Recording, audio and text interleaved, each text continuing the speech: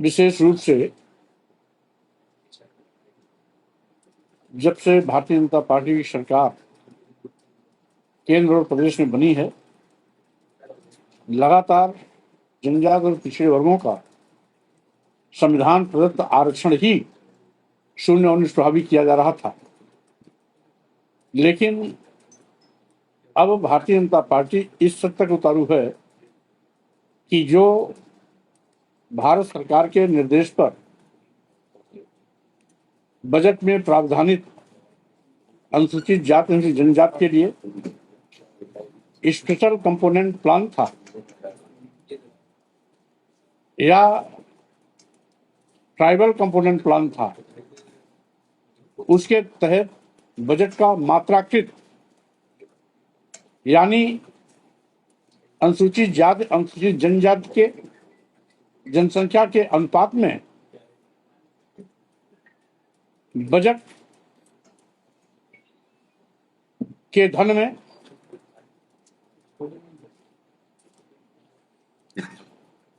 Special component plan के नाम पर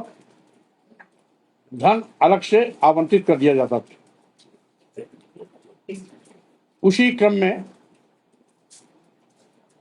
भारत सरकार ने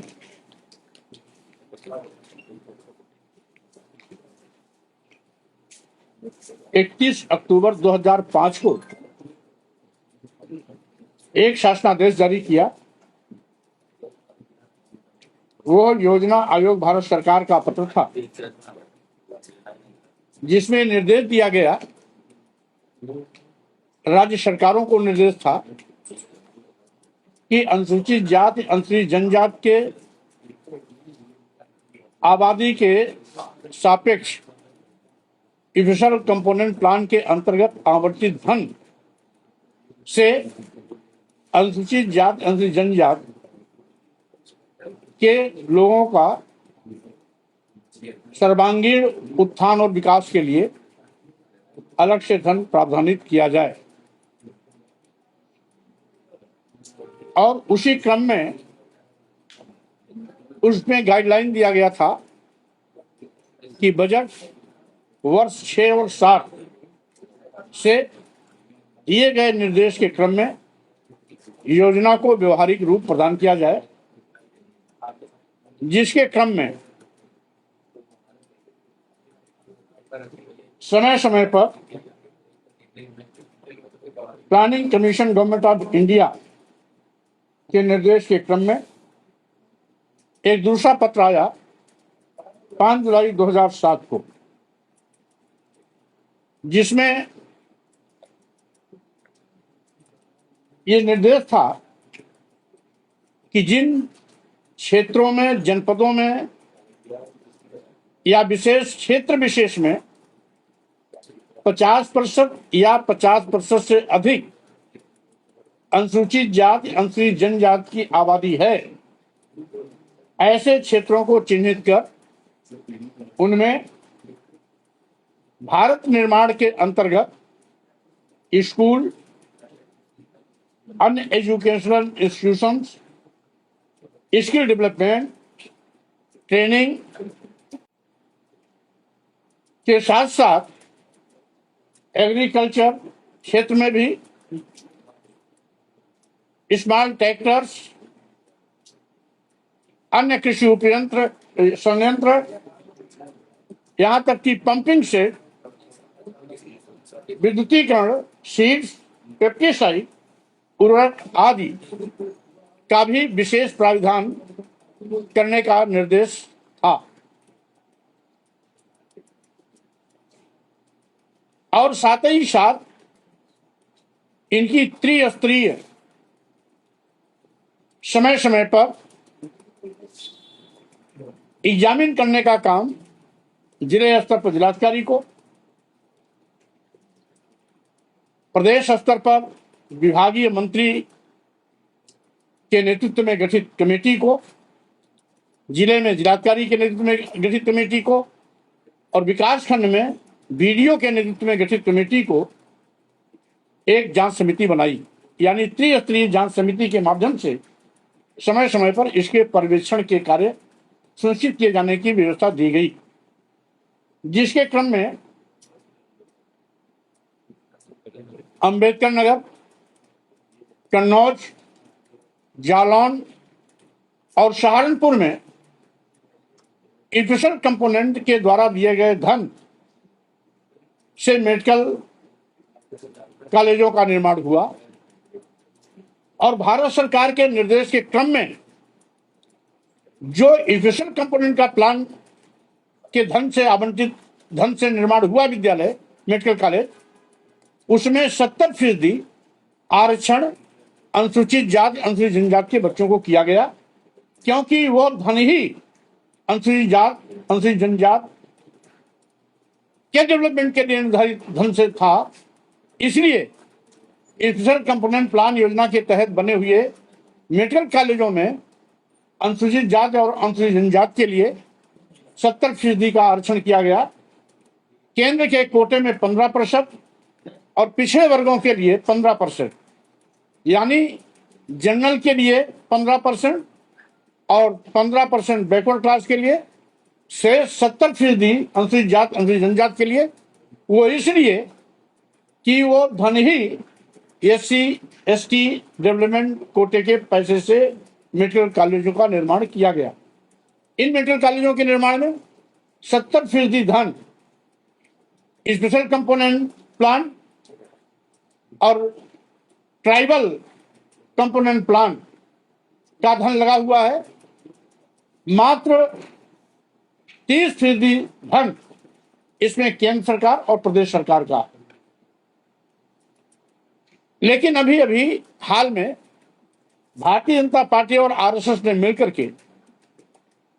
अपने ही किसी व्यक्ति द्वारा एक रीट करा दिया और इसको चैलेंज दिया गया कि 50% से ज्यादा आरक्षण नहीं दिया जा सकता, इसलिए ये वैध नहीं।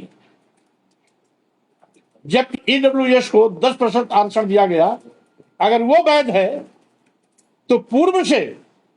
दिया गया आरक्षण ये अवैध कैसे?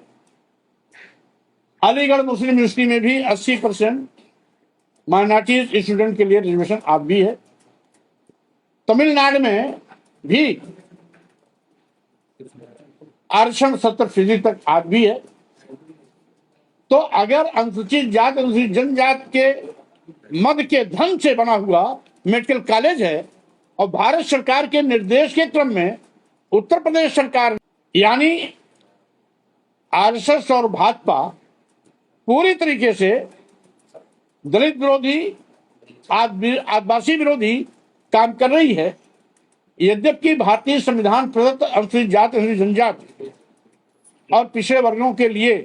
प्रदत्त आरक्षण को तो पहले से ही ये शून्य निष्प्रभावी कर रही है। लेकिन भारत सरकार के निर्देश के क्रम में 2012 के अंतर्गत जो मेडिकल कॉलेजों का निर्माण कराया और जिसमें ये कक्षाएं चली,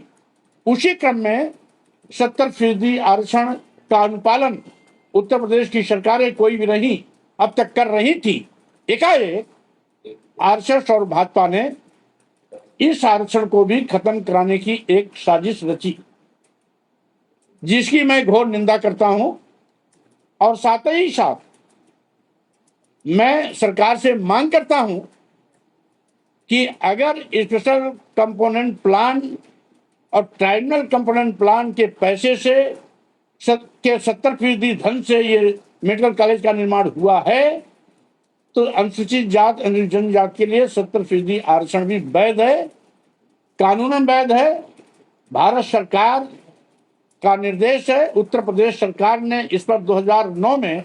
बजट प्रावधानित किया है और उस बजट के क्रम में ये सारी व्यवस्थाएं हुई हैं। इसलिए इन SC स्पेशल कंपोनेंट प्लान और ST स्पेशल कंपोनेंट प्लान के मद से बनाए गए इन चारों मेडिकल विश्वविद्यालयों में अनुसूचित जाति अनुसूचित जनजाति के प्रदत्त आरक्षण के साथ किसी प्रकार से खिलवाड़ न किया जाए, उसको खत्म करने की नापाक कोशिश न की जाए। अन्यथा भाजपा का जो दलित आदिवासी पिछड़ा विरोधी चेहरा है वो सबके सामने खुल करके आ जाएगा। इसलिए समय रहते मैं सरकार को सावधान करना चाहता हूं। और विशेष रूप से हमें यह भी जानकारी मिली कि आरएसएस भाजपा ने जो साजिश करके इसमें माननीय उच्च न्यायालय में रिट दाखिल कराई है, क्योंकि जितने भी अधिकतम स्टैंडिंग काउंसिल या उनके चीफ ट्रेडिशनल स्टैंडिंग काउंसिल ये ज्यादातर आरएसएस बैकग्राउंड के हैं। आरएसएस बैकग्राउंड होने के नाते इस तरीके के मामले में वो सही तथ्य माननीय उच्च न्यायालय के सामने नहीं रखते हैं, जिसके अभाव में न चाहते हुए भी ऐसे निर्णय हो जाते हैं जिससे अनुसूचित जात अनुसूचित जनजात के बेहतरी के लिए, वेलफेयर के लिए चलाए गए सरकार की योजनाएं प्रभावित होती हैं। इसीलिए मैं सरकार से अपेक्षा करता हूं कि जो भी सरकार की तरफ से इस प्रकार के केस की, अन्यथा बड़े पैमाने पर इससे अनुसूचित जात अनुसूचित जनजाति के छात्रों का अहित होगा। इसीलिए आज ये मेरी मांग है कि जिसमें SC ST के लिए 70% का आरक्षण, OBC के लिए 15% का आरक्षण और जनरल के लिए 15% का आरक्षण की व्यवस्था भारत सरकार के निर्देश पर उत्तर प्रदेश सरकार ने इन उल्लिखित चारों मेडिकल कॉलेजों में सुनिश्चित किया है, उसको यथावत बहाल रखा जाए, किसी भी प्रकार का छेड़छाड़ न किया जाए। यह साजिश के तहत कोई याचिका पड़ी भी है तो चीफ स्टैंडिंग काउंसिल या संबंधित गवर्नमेंट की तरफ से पैरवी करने वाले वकीलों को इस बात की हिदायत दी जाए कि सरकारी पक्ष मजबूती से रखें। 22-23 का है। पहले लोअर कोर्ट के पहले वो तमाम थानों में FIR करने की कोशिश की, नहीं हुई, लोअर कोर्ट में गए, लोअर कोर्ट ने भी उनकी FIR करने की एप्लीकेशन खारिज कर दी। उसके बाद MP MLA कोर्ट में गए, शायद वहां पर उनको FIR करने का निर्देश मिल गया है, अभी मेरे संज्ञान में है। क्योंकि मैं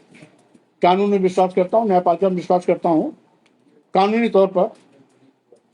उसमें क्या करना उचित होगा, उचित अवसर पर उचित कार्रवाई करने का प्रयास